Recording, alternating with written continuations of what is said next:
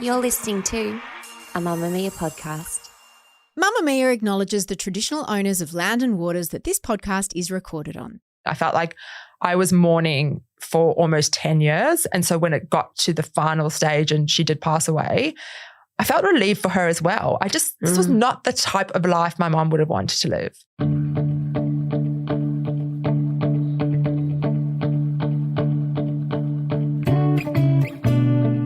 From Mamma Mia, I'm Mia Freedman. You're listening to No Filter.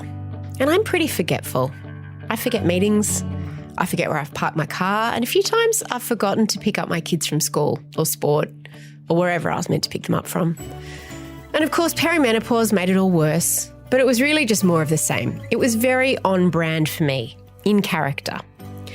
But when Keri Kitay's mother Terry started forgetting things, Keri really noticed because her mother was not a forgetful person.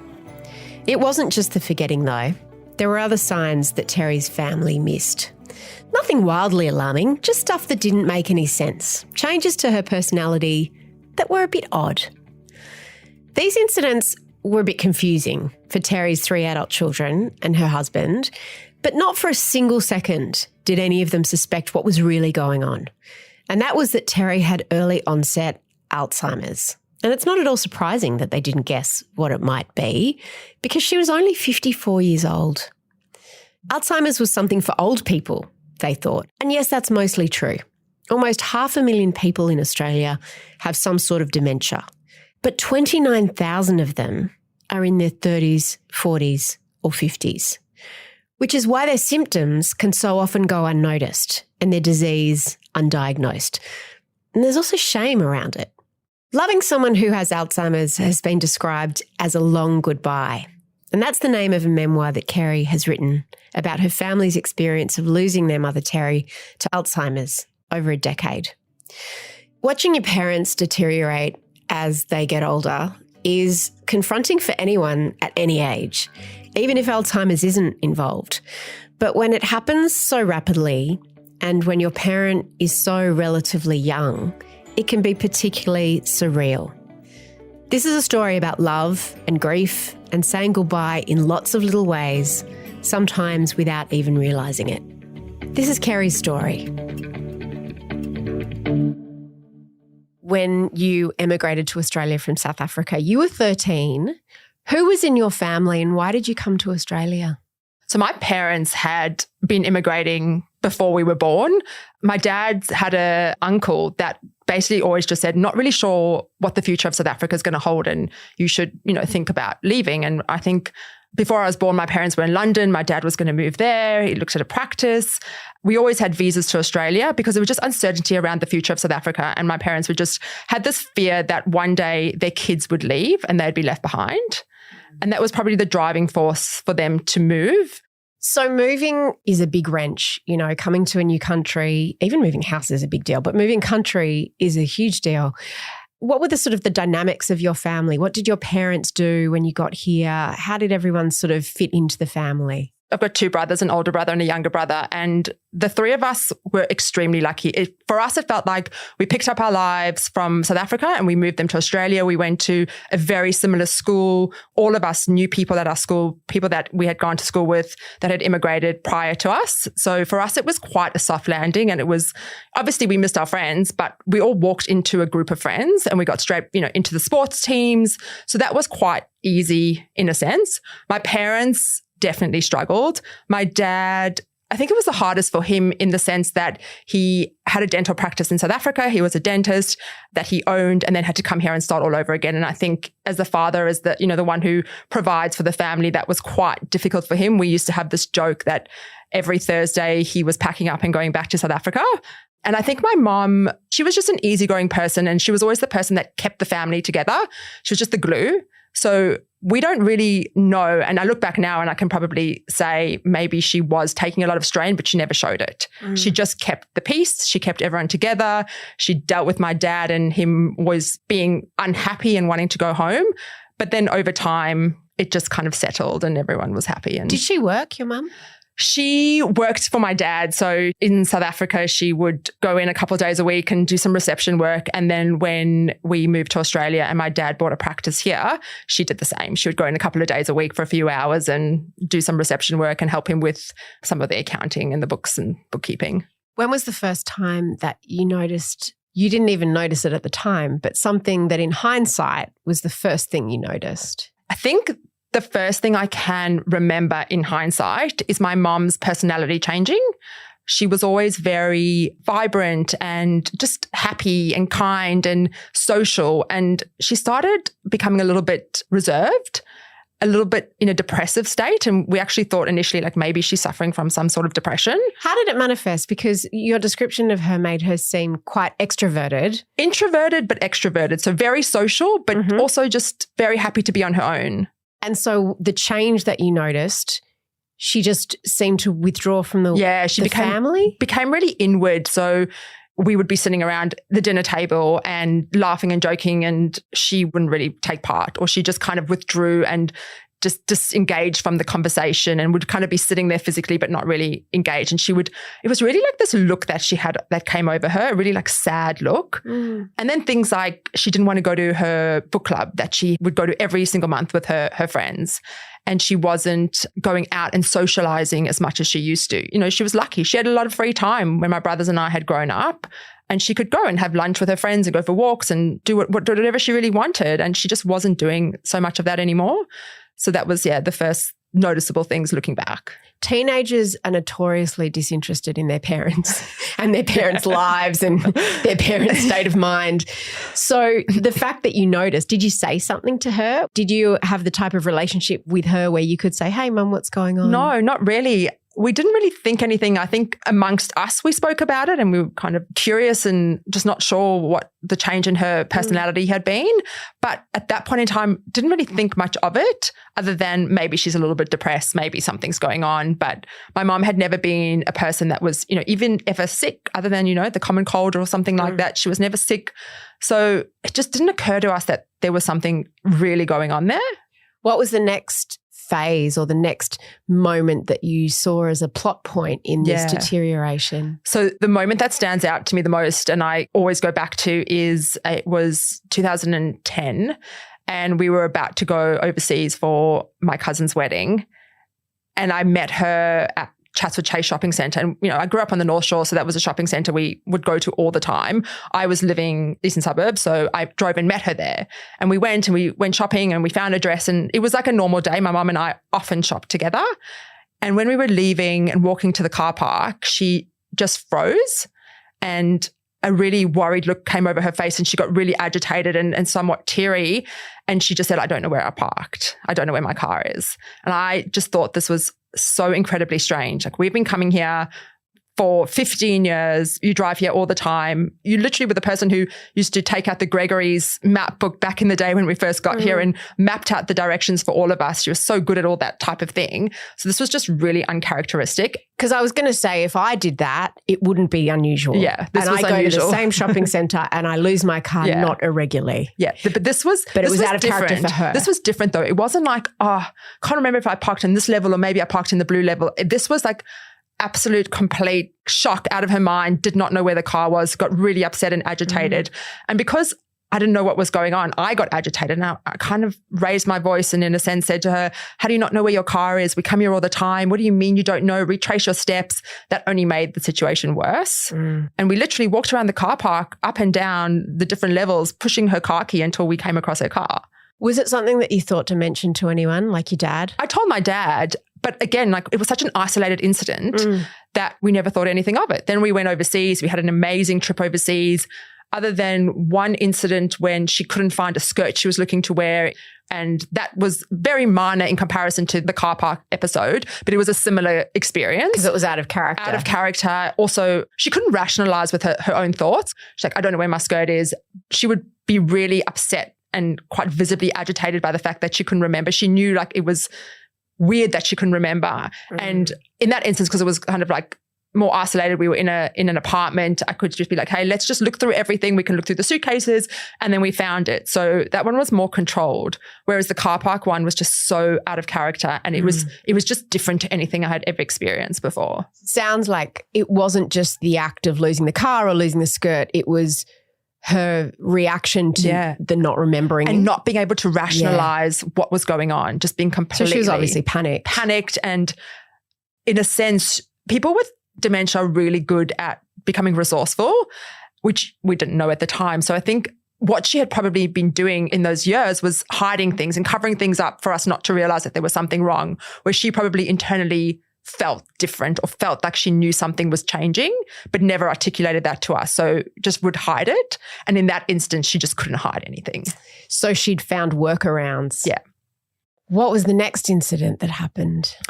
After that, there wasn't specific incidences. There was just lots of little things. She didn't want to drive anymore. She felt really uncomfortable driving. So she would always make an excuse as to why she didn't drive, or become resourceful, being, there was shops down the road from where my parents lived. So she would never drive to the shop. She would just, whatever she needed, she would walk down there, whether it meant she would go 5 times a day. To the point then when she just didn't want to drive anywhere. She just wouldn't get in her car. And it wasn't even something we had to say, you shouldn't drive. She just didn't want to do it. Then she would become a lot more withdrawn. So, we'd be sitting around the dinner table with family or chatting and laughing and talking, and she completely withdrew, but would get really visibly upset about the fact that she wasn't part of the conversation. What we, now know is that she couldn't follow the sequence of what was going on. So sequencing became a really big issue. That's following a conversation, anything there's a few steps in what you need to do, following instructions. Then that led to the accounting work that she would do for my dad, which was not complicated. She'd been doing it all the time, but she would help with some bookkeeping and get the BAS ready for the accountant. And she was always capable of doing it. And then she would have no idea what she was doing. She would call my brother and he would come over and he would get agitated because why all of a sudden had she forgotten how to do it, to the point where the accounting that she did was so bad that my dad's accountant actually called him and said, there's something going on with Terry. Like, this is not normal. How old was she at this stage? 54. Ooh. Young. So a lot of these things, when you talk about them, could be symptoms of perimenopause. The forgetfulness, the loss of confidence, the emotional dysregulation. This was about 10 years ago, a bit more? A bit more. So that was, 2010, almost 14 years ago. So not much was known about menopause and perimenopause then. Definitely not perimenopause. It was more, so, if anything, things should be going through menopause. And you would just think also that it was the end of a period. Like, we didn't know that there were cerebral, issues around mental health and emotional issues. Did you talk amongst yourselves about what you thought it might be? Did you theorize? Yeah, we definitely did. And Alzheimer's was not even come close to anything that we thought it would be. We thought depression. Depression definitely was something that just kept coming up. To be honest, I can't recall if menopause or that did come up. And I'm sure potentially with my dad and the doctors it may have, because he definitely was the one that kind of took charge of the doctors and took her to all appointments. But Alzheimer's wasn't on the radar for us at all, for a couple of reasons. Firstly, I didn't even know that someone in their 50s could get Alzheimer's. I thought it was, naively that it was an old person's disease. You would get it in your 80s or, that type of thing. There's no history of dementia, Alzheimer's in our family. So it just wasn't on the radar, and it just seemed so unlikely. Over what period of time did this happen, and what was the catalyst that made you seek professional help and look for diagnosis? So if we look back from the day that she was diagnosed, so she was diagnosed on the 11th of June, 2011. And I could probably go back 2 years where we could pinpoint some things that were happening. So from her becoming withdrawn to the incident at the car park to the traveling, all those type of things. So probably over a 2-year period where we could track. But I'd have to say that it probably was going on for longer. I think that's when she was quite resourceful. It was such small things that we wouldn't have noticed. What made you decide to try and seek a diagnosis? My dad's accountant, calling him and saying that this is definitely something wrong with Terry. And also because my dad's accountant would speak to my mum directly, that had a relationship for, my dad had used the same accountant for so long, so he knew our family, all of us. And he noticed from speaking to her and from the work that she would send in that it was just, there was something wrong. And he said to my dad, there's something going on. You really need to see what's happening. And that prompted the first doctor's appointment. Did your dad discuss it with your mum? I think so. I think he definitely would have said like they need to go see a doctor and talk about it. She would get really upset anytime anyone would bring anything up. I think there was a part of her that knew something was wrong and there was a bit of shame attached to it. So she would get really upset anytime you took her to a doctor, anytime that you mentioned something potentially is wrong or we need to go seek help. Yeah, she became really teary and quite difficult to manage in those situations. After the break, Keri explains exactly what happened on the day that her mother was formally diagnosed and the conversations that came straight after it that was so confronting. One of the first things that the dementia specialist said to us, and she said, I'm not going to sugarcoat this to you, it's a death sentence. Stay with us.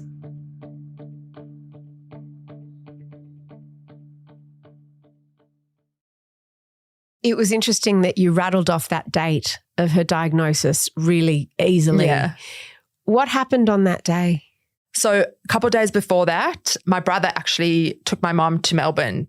We had been through doctors. Doctors had sent us to neurologists, and the neurologists then said, Alzheimer's could be a possibility, but the only way that we can, confirm that diagnosis is at the time was through what is called a PET scan, so PET scan.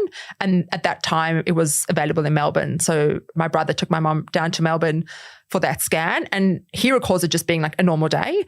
She was pretty fine, got on the plane, got to Melbourne, went straight to the hospital, had the scan, came home. And he said she was pretty good. She just kind of wasn't intrusive at all, and she was fine. And then it was only a couple of days later where we got the report. And that day is quite blurry, to be honest. I remember my dad maybe calling me and telling us and going over to the house. I don't still remember how much detail my mom knew about it. I think she would have been told that she had that. She was really upset about it. She was just become quite upset all the time, just was like that, depressed. I remember that day being a real shock, even going through those doctor's appointments and the lead up to that where that potentially could have been something. I didn't understand it. I didn't know that someone that young could get Alzheimer's. What was the first thing you did? We all went to my parents' place, my brothers and I and my dad, and I don't remember, but I think of just being there with each other, talking through it. Did you Google? We Googled, but my dad is a very practical person and also has a bit of this medical background being a dentist. So he understands these things quite intimately in comparison to us. And he kind of went straight into, okay, well, what do we need to do?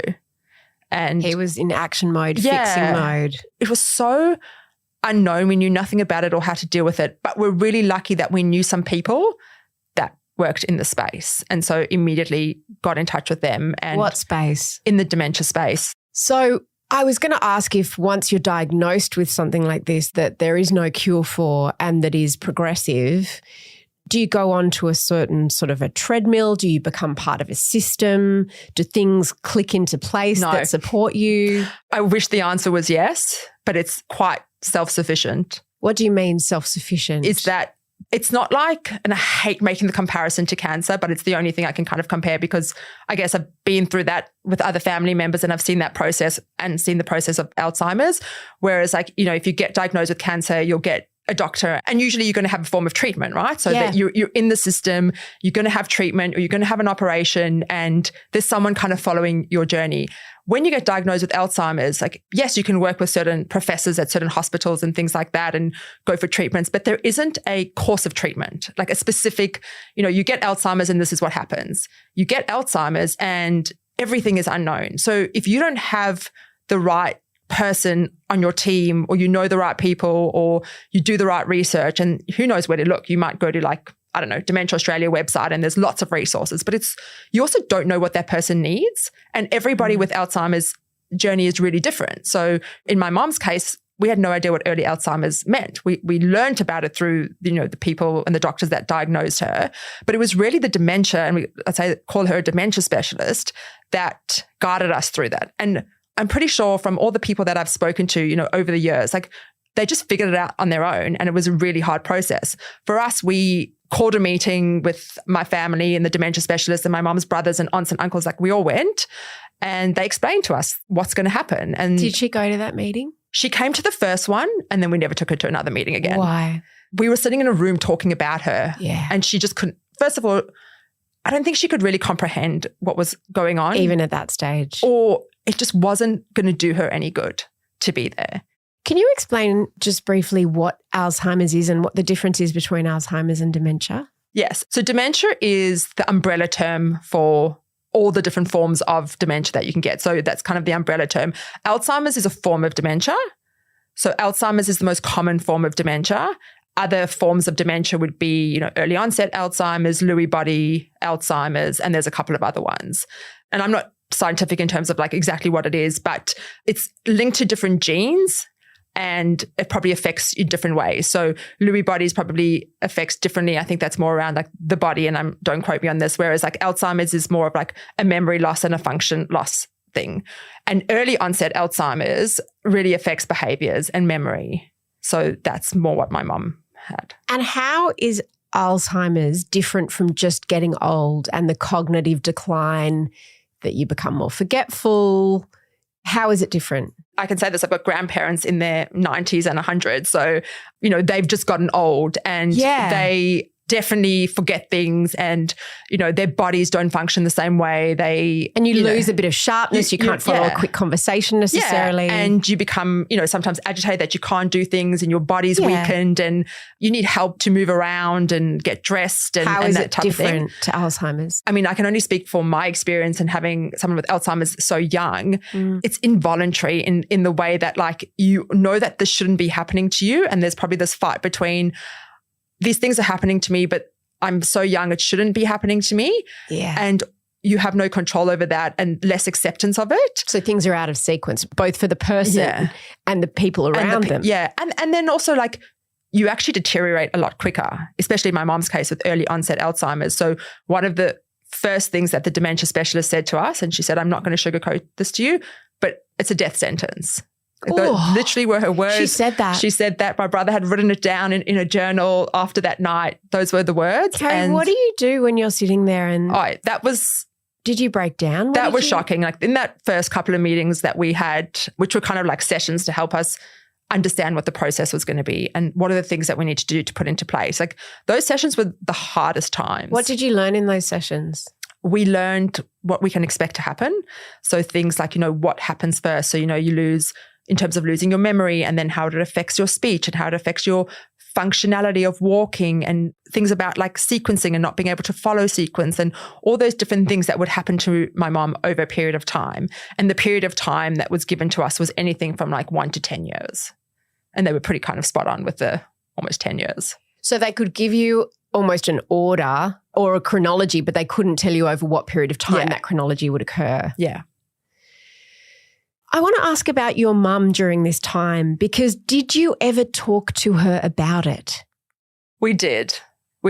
So interestingly enough, my younger brother probably spoke to her about it the most. He was living at home still. Yeah, he was still living at home. They also had like a really close relationship. So we were all, pretty close as a family. My dad and I were definitely closer. My brothers were definitely closer with my mom. It was just that, father-daughter kind of relationship and him being at home and kind of witnessing a lot of things that my elder brother and we didn't see because we weren't there. So he was in the trenches. He really was in the thick of it. Ricky. And he would see those times where, my dad would get agitated and raise his voice because he just didn't know what was going on. And my mom would then get sad and cry. And so he would sit there and talk to her. And she expressed to him like, she doesn't like what's happening to her and why is this happening to her? And she's aware that things are happening. This was, in the early stages. And we did talk about it, but never in great detail with her. And I think because it was just not something she could hear. And then it got to a point where it was not something she could really understand. And then when we did talk to her about, okay, we need to do certain things like, okay, we should get you a personal trainer because, we're told that physical activity is really good, or we should, change your diet because, having high sugar drinks and things like that is really not good. We were trying to find ways of, maybe delaying sunlight, delaying the onset of the disease. And is there a way to do that? There is, if you do it properly and probably early enough. But she just rejected everything that we would say. Like, so she would do things like we were like, okay, let's all start Pilates together. And we would go as a family and go to Pilates, or we would go book a tennis court and go play tennis in the early years, because those are things that, she played tennis her whole childhood. She enjoyed that. But if you had to say to her, a personal trainer is coming, to do a session with you, she would absolutely break down. She just would not have it. I think it was just like a person she wasn't familiar with. She was When you say scared of- she would break down, would she cry and say, no, I don't want this, or why are you doing this to me? It was more just she would cry and get really teary and just not wanting to do it. And we just got to a point where it's like it wasn't worth pushing those type of things on her. And, you know, if her drinking her sugary Frappuccino once a day or twice a day just gave her joy, we just were like, makes her happy. What about her friends? She had some of the most incredible friends who stepped up in ways that we will be forever grateful for. What kind of ways? She had a friend that used to come and walk with her once a week, take her on long walks, and we didn't want to take away everything from her. So she would always go do my dad's banking. She'd go cash the wages for my dad. And that was something she did. And she couldn't do that on her own. So her friend Lynn used to come. They used to walk to the bank. My dad had actually gone to the bank and told them what was going on. He'd been doing, you know, working with the same bank for so long. He knew the people that worked there and had told them what was going on. And so they would walk there, and then Lynn would stand at the door and she would let my mum go in and do the banking. So she felt, yeah, you didn't want to take everything away from her. You still wanted her to feel like she was, you know, had a place and contributing. And she used to do so much for all of us. So to take that all away from her would have just been really detrimental. And she used to, feel really proud that she could go and still do these things. So things like that, people that would come and just take her out, just take her down the road, sit and have a cup of coffee, just spend time with her. And then on the other hand, there was lots of people who, I don't think to any fault of their own, I think we were all dealing with something that none of us had experienced before with such a young person. It was kind of like too hard. Like they didn't know how to interact with her because she was now different. So rather than kind of leaning in and maybe sitting in awkwardness, you just didn't hear from them after a while. That must have been hurtful. Yeah, it's definitely something that my brothers and my dad and I have, you know, grappled with over the years. And my dad was very vocal about it. You know, he did everything in his power to protect my mom, and everything he did came from a really protective and loving place. And when they didn't show up, he blatantly told them, like, you know, what they were doing, and other people that he really thought should step up and weren't, he would call them out, and he would be like, you will come on Tuesday at such and such time and have lunch with Terry. And he just did that and maybe rubbed some people the wrong way, but he was really protective and trying to like maintain some normality for her. When did you know you couldn't leave her alone in the day anymore?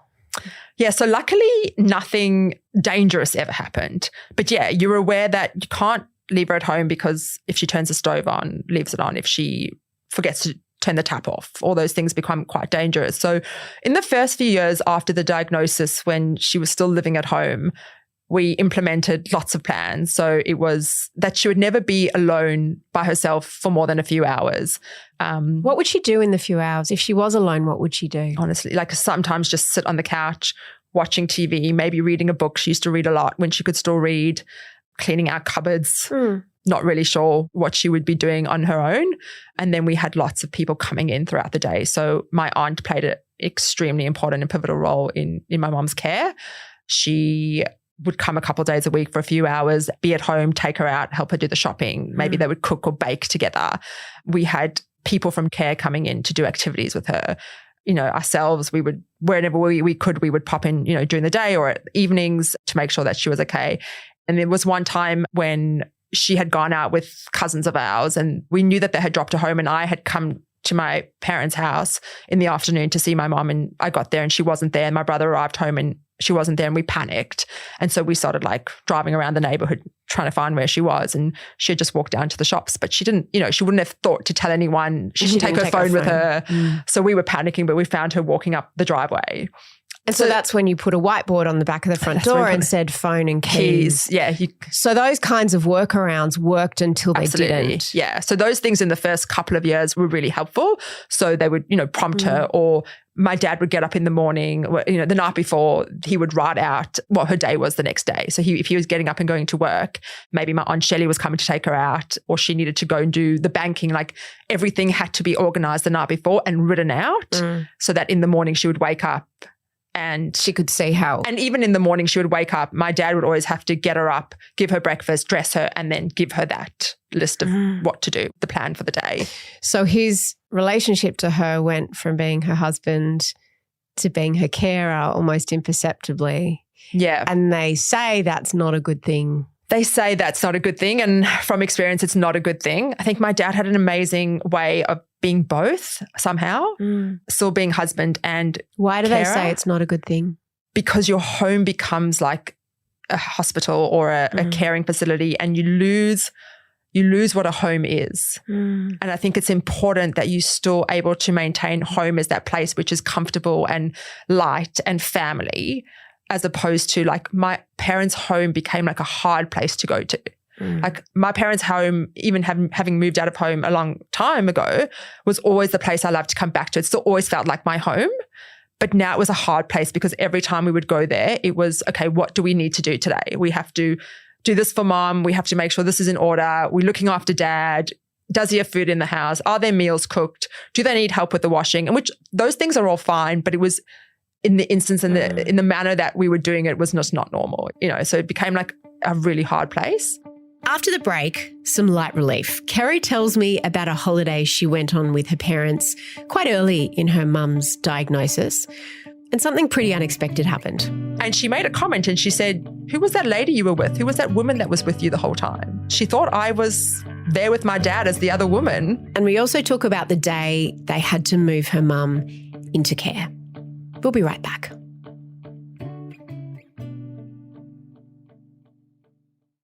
You had a very interesting holiday when you went to Hawaii with your mum and dad. I did. You were there for the first week. How did that first week go? Yeah. So we traveled quite a bit in the first few years of my mum being diagnosed. Hawaii was a place that they had been together quite a few times. We'd actually been to Hawaii a year before with my brothers, and my first nephew was born. So he came, and that was an amazing trip.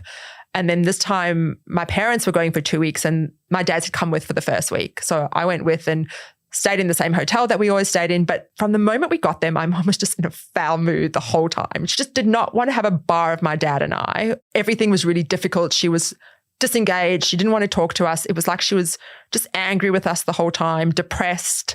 She was just really difficult. We couldn't leave her alone. So, in the morning, in a normal situation, and other times that we had been on family holidays, my dad and I would wake up in the morning and go for a run or something. And my mom would be only too happy to be able to lie in bed on her own as long as we brought her back, a Frappuccino from Starbucks.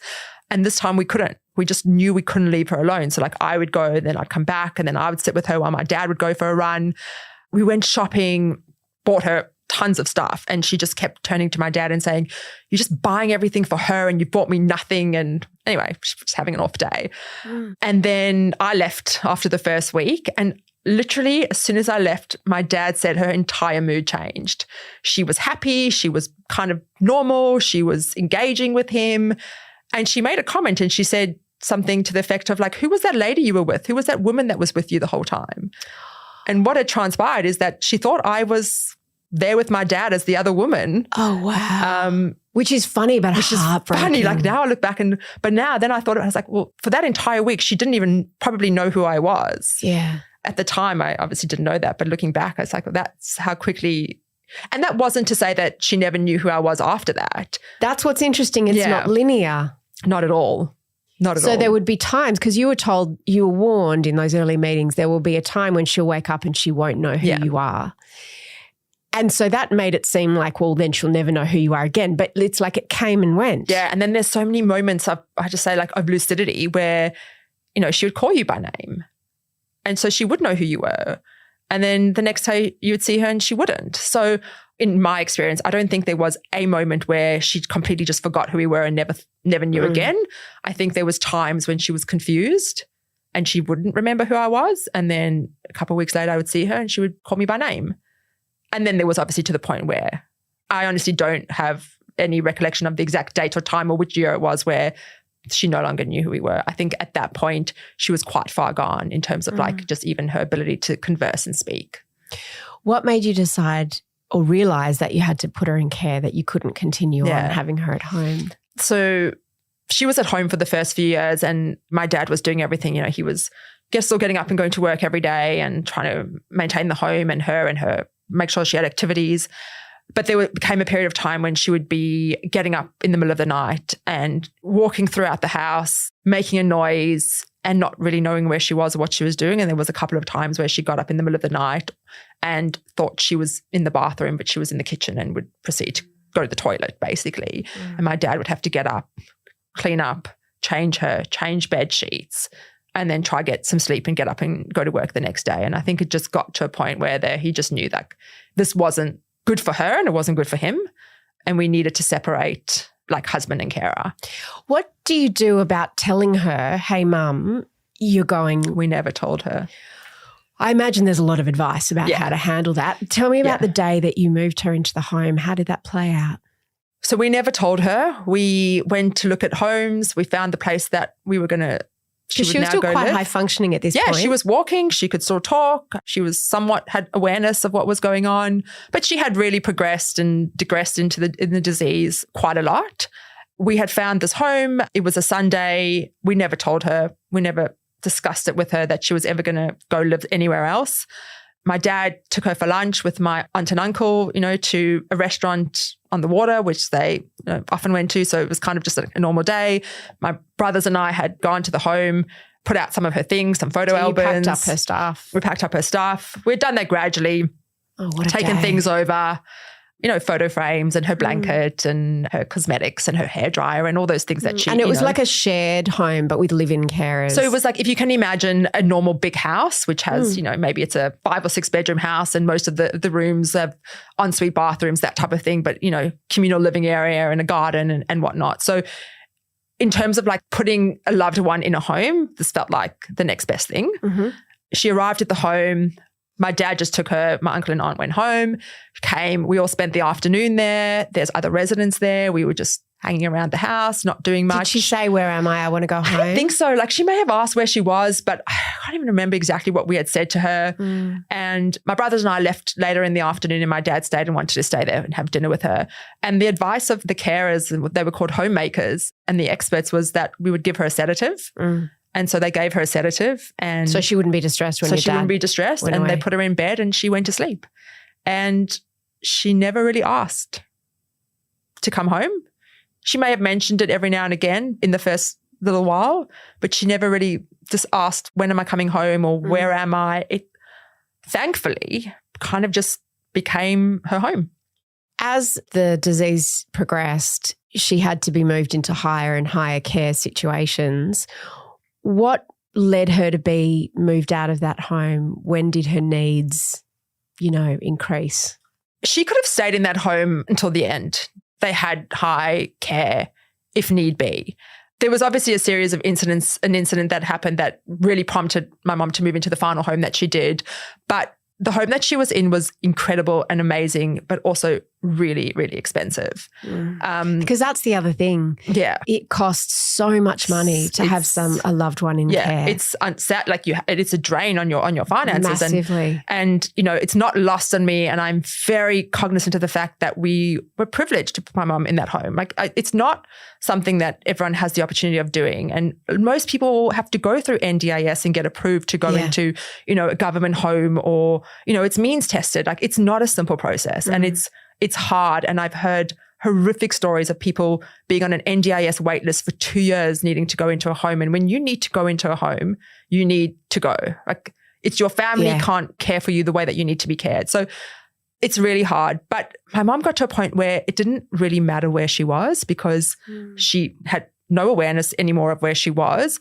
The most important thing for us was that she was well looked after. She was clean and she was taken care of, and she maintained her dignity. And so when we did move her into the final home, which was maybe 3 years before she passed away, it was more of like a old age home, so to speak. So it was a big adjustment for us, not for her. And it was more hospital-like, wasn't it? She shared a room. She shared a room initially before we were able to get her own room. So the hardest part was probably on us, going from this, beautiful home into a hospital bed, sharing a room, not having the privacy that we had always had. But at the same time, the carers were incredible. And it was closer to where you were as well. It was close. It was literally like we all lived within a few kilometre radius of each other, and the home was just in the middle of where we lived. So we could go there every day. I could pop in there at the end of the day for half an hour. And so it was hard for us to adjust to it, because, she was now in like kind of what looked like a hospital ward, but the care was exactly what she needed. And they, looked after her and cared for her until the end. What were those last couple of years like? every time we would go through a different phase or she would regress more into the disease and she would, as I always said, like lose another part of her and we would say goodbye to that part. We were in this constant like mourning period, but it also always used to become the new normal. I always just say like, this is our new normal. Like now she doesn't remember who we are. That's our new normal. She's not walking. That's our new normal. The hardest part was going and seeing her all the time, but zero interaction. Your interaction would be holding her hand but she couldn't talk or converse with you. And so going and spending all this time there because you wanted to. Time goes slowly, right? And time goes really slowly. And sometimes grappling with the fact that like, I just didn't feel like going and sitting there on my Saturday afternoon. And the guilt and of that. guilt of that. But I think we were really lucky that my mom's home became like a second home to us. And I think especially when my brothers had kids and the kids would come and spend a lot of time there, we just wanted to create really happy memories for them because they only knew my mum as someone with Alzheimer's. Like by the time that all of them were born, she was already diagnosed. Kids just make everything so happy. And so seeing them running around on their scooters and playing soccer in the garden made those times so much easier. And my brothers and I and my dad would use our time. Initially, we would all split up our time and make sure that we would go visit her at different times so that she wasn't alone. But then it got to the end where it's like it actually affected us because we didn't get to see each other because we were always trying to manage time. So we used it as a time where like we would all meet there at the same time. And it would be That's a time. good advice, actually. Time for our family to be catch together up and be together. And even though my mom couldn't interact with us, it was just quite beautiful having, you know, the kids running around the garden, scootering and running up and playing soccer and running to her and feeding her biscuits and orange juice. And we just try to make really happy memories there rather than it being like a hard place and thing to do. Did you have warning when the end was going to come? A few days warning. We had some warnings in the years prior. We were told on 2 other occasions that, you know, this is it. She's got it doesn't look like she's going to make it through the week. And miraculously she did. But this time was different. The few days leading up until the day that she passed away, it was just different. She, at that point, was confined to her bed or a like lying down wheelchair. She couldn't talk. There was no quality of life anymore. She was getting bed sores because she was, you know, on that kind of wheelchair mattress type thing all day, every day, or, you know, you're not moving. So they just looked horrible and sore. And you could see that she just was in pain. And then she stopped taking any liquids. So, I mean, already at that point, all her food had to be liquid. She couldn't chew anymore. She didn't have the function of chewing.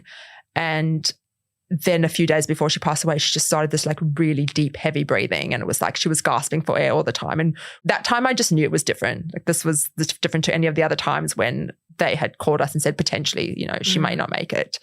And the last 1 or 2 days, we would just go and sit there and just sit with her and hold her hand. And it was just this like gasping for air. It was a really awful sound. It's like, you don't even want someone to be living like that. It's just no quality of life whatsoever. When someone passes away and they've been sick for a really long time, is there some relief? 100%. I don't think there's any shame in saying that there is. Your book's called The Long Goodbye. Yeah. So how much pre-grieving I had grieved did you do? For the entire time. As I said, like every time a little part of her would go to the disease, a disease would take hold of that part. I felt like I was saying goodbye and mourning. I felt like I was mourning for almost 10 years. And so when it got to the final stage and she did pass away, I felt relieved for her as well. This was not the type of life my mom would have wanted to live, not the type of life that we wanted to see her live. She had no quality of life whatsoever. And I was relieved for her and for us because everyone was suffering. And there was just no good reason. You know, my brothers and my dad and I had discussed only a few months prior, the time before when there was a close call, as we call them, we had signed the papers, do not resuscitate. It's a tough conversation to have. Really tough conversation. But it's an important conversation that you all need to be on the same page. And luckily, like we all were, because we had seen her suffer for so long. There was just no point. She was never going to get better. We knew from day one, there's no cure, and she was never, ever going to get better, only worse. For someone who is at the start of their journey with someone in their life who might have Alzheimer's, what would you tell them? It's going to be really hard. I do think the more you know, the better. And I think the most important thing is just to like have the right support system around you. For the carers. For the carers and for yourself. from my example, so my dad... What would you do differently? I don't know. I think the only thing that I would do differently is probably put my mum in a home sooner. I just look back at those maybe 1 or 2 years when she could have gone into a home and we obviously kept her at home, and how difficult those times were. And, you know, just us butting heads around who was doing this and who wasn't doing that. And it wasn't good for anyone. And I think she would have been better off in a home. There's a fine line between when you do and don't, because when they are so aware, it's also not an easy thing. But I think for people who are going through it is that now, you know, 10 years, 14 years later from when, you know, we started going through it, there is a lot more support out there and there is more resources, but it's still very hard. So finding the right people that can take you through the process. And sadly, I think the thing you have to think about from the very beginning are those things like you're going to get to a point where you're going to need to put that person in a home and start planning for that because it's not something that you can do overnight, from like finding a home, the type of home you want to go in, financial, filling out the forms, NDIS. So it's like start preparing for those next phases before you get to them. Before you get there. Like you don't ever want to be in a situation where you like things get so bad that you need to find a home instantaneously, because it just doesn't happen like that. Did you see a therapist? So as a family, we did a couple of times. You know, one of the other things the dementia specialist said to us, meeting 1 or 2, was it's going to rock your family in unimaginable ways. And even if you are a close family, be prepared for some turbulent times. I didn't really believe that at the beginning, but she was spot on. You're dealing with high emotions, a lot of unknown. So as a family, we did. There was quite a lot to navigate. So we did. I went to one therapy session and just wasn't for me, but subsequently writing became my therapy. My younger brother did. I think everyone just did what they felt they needed. But as a family, in the early days we did, and then also towards the end we did. I wanted to ask you just finally if you felt angry, because at your age, you were in your 20s when your mum first started. When she was diagnosed, the first few years. Ill, yeah. That's not the age that you're meant to be taking care of your parents. No. I mean, everyone has it in their mind that maybe down the track. Yeah. But that's meant to be your carefree, all about me years. Yeah. You didn't have that. I definitely had like thoughts, and I would get internally angry thinking, what did my mom do to allow Alzheimer's to happen? Like I kind of thought, is there something that she did in her life that caused this? I did have those thoughts. I wasn't more angry. I was just like, how did this happen? Like, and I did think about it. And yeah, there were those times on a weekend where I would be visiting my mom or need to go, you know, thinking I should be that guilt, being like, you know, I'm in my late 20s. I just want to be out with my friends. Like, I just want to be hungover. Yeah, I don't want to have this responsibility. Because it's also like, it's all the time you're not there. It's being guilty that you're not there. When you're not there, when you're doing anything other than being at work or, you know, just like, you know, the normal kind of things that we all do. Or something you can't get out of. Yeah, you can't get out of. Any free time, was there a little voice going? Every free time I was like, and to the point that sometimes I would just stay home because I would feel too guilty to go out. Because I thought if I'm going out but I'm not going to be with my mom, like I should just stay home. You definitely feel guilty. Yeah. 5 years later, after she's passed, how's your family now? We're good. You know, we've had our ups and downs over the years. My brothers and I are really close. And I honestly think so much of that comes down to my dad's always been a very family man and really gone through huge lengths to keep our family together. But my brothers and I have just always had a great relationship. And I honestly think through everything that happened with my mom, we probably are closer. And then the kids kind of bring us together a lot. We've definitely moved on, but there's always a void and there's always a sense of sadness. And, you know, every time it's like a Jewish festival and we're sitting around the table and you kind of look around and everyone will always acknowledge that, you know, my mom's not here and they'll talk about her. And in those moments, you really feel the void because that's, you know, she was just like, that was her joy, preparing for festivals and things like that. Keri, thank you. Your book's beautiful. Thank you. Your book's beautiful. Was it your way of saying goodbye? I wanted my mom's experience and journey to mean something. And I wanted to make sure that I could take my experience and help the next, you know, whoever else is going through this or any other kind of disease or disability, or it doesn't have to be Alzheimer's, it could be anything. I just really wanted her story to mean something and kind of like her legacy. My only hope is that people become more educated and that this will help somebody else going through it. You've done it proud. Thank you. Well, there will be a lot of people who I think will be feeling very seen by listening to Keri talk, because given that there are 500,000 people living with some kind of dementia in Australia, it's highly likely that if you're listening to this, you know one of them, or you did know one of them, or you will know one of them. And Keri's book really acts as a little bit of a window or a cheat sheet into what it's like to navigate that with someone that you love. Calling it the long goodbye is really poignant because it's not like losing someone suddenly in an accident. It's both better and worse than that. There's a lot of time to say goodbye, but the pace of that timing is not dictated by you, and it's really, really unpredictable because, as she said, the journey and the experience of every single person who has Alzheimer's will be different. Keri's book, The Long Goodbye, is available now. We'll put a link in our show notes. The producers of No Filter are Kimberley, Braddish and Gia Moylan, with sound production by Leah Porges. If you've got an idea for a story that you think we should tell here on No Filter, someone that I should have a conversation with, drop us a line and we'll put a link to that in the show notes as well. I'm Mia Freedman, and thank you for having me in your ears.